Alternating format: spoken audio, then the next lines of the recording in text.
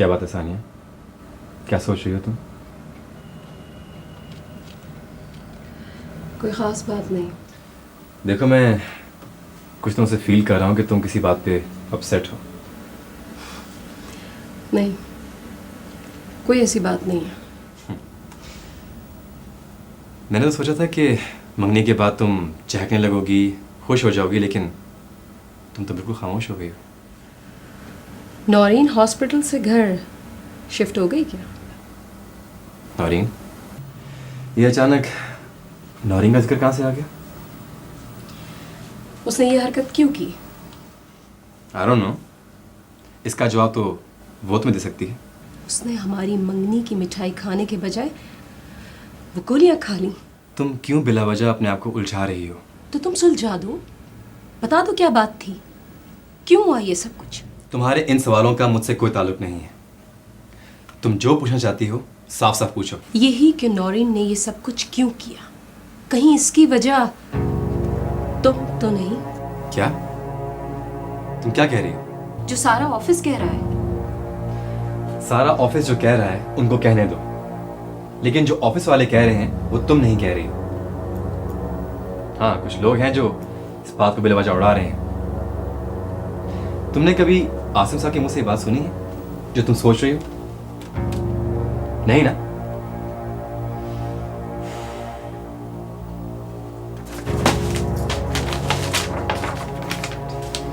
I think you're upset. आज के लिए इतना काम काफी है। Let's go home. Sania, let's go home.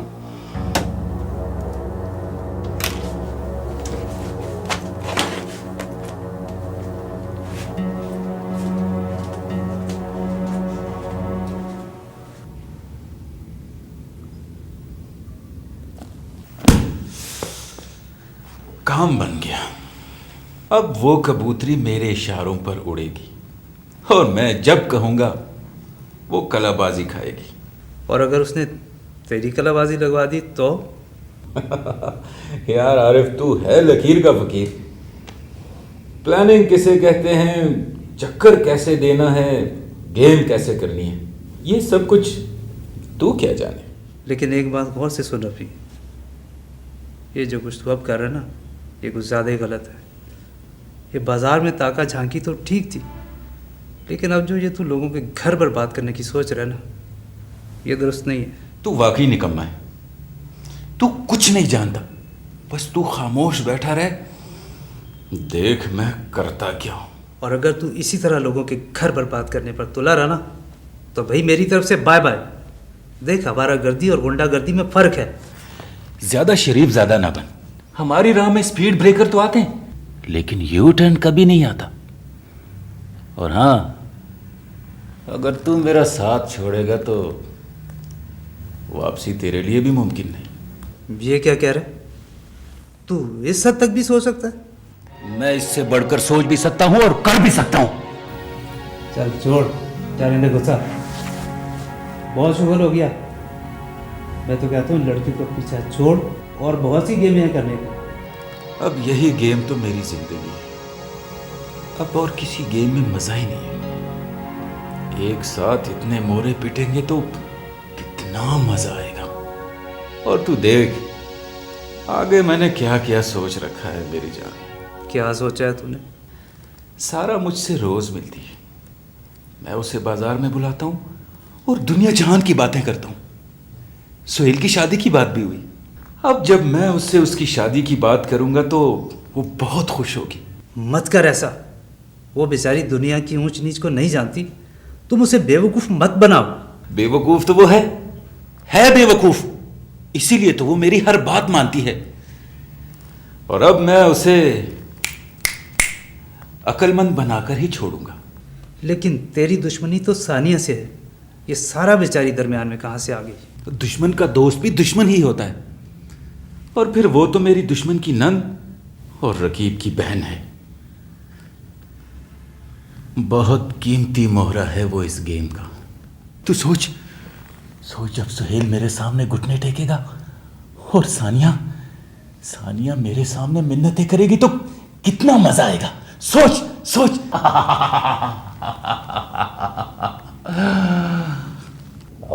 ये दिन बहुत करीब है।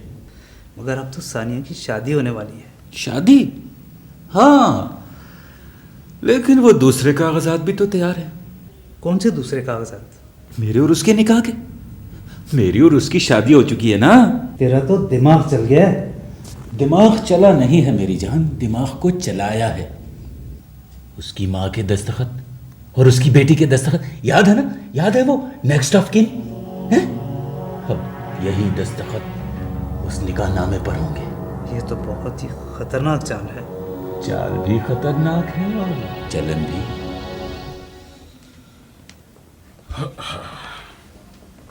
मैं इस कदर परेशान हुआ कि मुझे दौरा मुख्तसर करके वापस आना पड़ा। सर, अजीब अजीब किस्म की गलतफहमी पैदा हो गई थी। इसीलिए तो कहते हैं ना कि घर के बड़े मसाइल पैदा होने से पहले हल कर लेने चाहिए। अब मैं चंद दिन बाहर क्या गया, सारे लोग परेशान हो गए। सर, आप हमारे बड़े हैं ना, आप ऑफिस में होते हैं लेकिन हमारे घर के मसाइल भी हल करते हैं। मगर अब तो ऑफिस डिस्टर्ब हो गया है। फिरोज साहब, घरेलू हालात दुरुस्त ना हो तो दुनिया की कोई चीज भी दुरुस्त नहीं रह सकती। नौरीन का भी यही मसला था, वालिदैन से दूर है, भाई और भाभी घर की दाल रोटी की फिक्र में है, और ये बेचारी उलझनों में घिरी सहारे ढूंढ रही है। सर, आप उसके यहाँ गए थे? हाँ, क्या कह रही थी? कल से वो दफ्तर आया करेगी। फिरोज साहब, प्लीज आप सब लोगों से कह दीजिए कि उससे कुछ भी डिस्कस ना करें। पहले उसे नॉर्मल होने दें, बातें तो बाद में भी होती रहेंगी। ठीक है सर। वैसे परेशान होने की कोई बात नहीं है। खुदा ने इंसान को बड़ा हिम्मत वाला बनाया। अगर वो हालात से मुकाबला करना चाहे तो उसे कामयाबी जरूर मिलती है। शर्त सिर्फ ये है कि हिम्मत, हौसला, लगन और साबित कदम रहना है। सर, ये बात तो ठीक है, लेकिन इस तरह के मसाइल से कंपनी को नुकसान पहुंचेगा। फिरोज साहब, कंपनी की फिक्र ना करें, इंसानों की फिक्र करनी जरूरी है। दूसरों की फिक्र करने वाले की फिक्र खुदा करता है। शायद आप इसीलिए टूर से जल्द वापस आ गए। हाँ, मैंने सोचा कारोबार तो होता रहेगा। मेरे कारोबार में जो लोग अपनी मेहनत और ईमानदारी इन्वेस्ट कर रहे हैं, असल अहमियत तो इनकी है। अगर वो सुखी ना हुए तो इनडायरेक्ट कंपनी को नुकसान होगा। खैर, फिलहाल हम इस इमरजेंसी पर गौर करेंगे, बाकी मामलात बाद में भी निपटाए जा सकते हैं। आप सुनाएं, मेरी मिसेस कह रही थी कि आपकी मिसेस को भी कोई एडजस्टमेंट प्रॉब्लम है। सर, बस वो यूं ही कहती रहती है। फिरोज साहब, बीवी यूं ही नहीं कहती। कोई मसला हो तो वो बेचारी मुंह खोलेगी ना। और फिर बीवियां तो आप गिने की तरह होती हैं।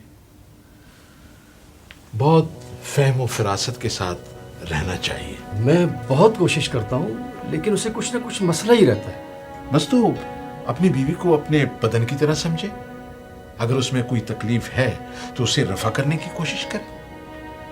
एक खास बात, अपनी बीवी की जज्बाती ज़रूरियात का भी ख्याल रखें और उसको समझने की कोशिश करें। ठीक है सर, ये बात तो ठीक है, लेकिन मेरी मिसेस किसी की बात सुनती ही नहीं है। शौहर की नरम मिजाजी और मोहब्बत इन मसलों का हल है। बुर्दबारी और तहम्मुल से काम लेंगे तो ये शिकायत नहीं होगी। सर, शिकायत तो वो करती है, हर वक्त हर बात का मनफी अंदाज में जवाब देती है। मैं खामोश हो जाता हूँ, चुप साध लेता हूँ बस।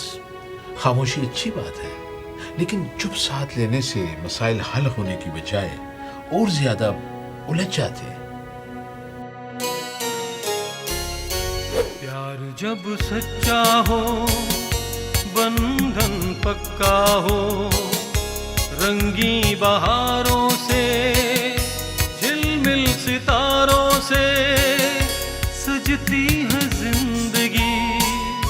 चाहत की रोशनी सबको अता कर, ऐ खुदा गुर्बत की छाँव की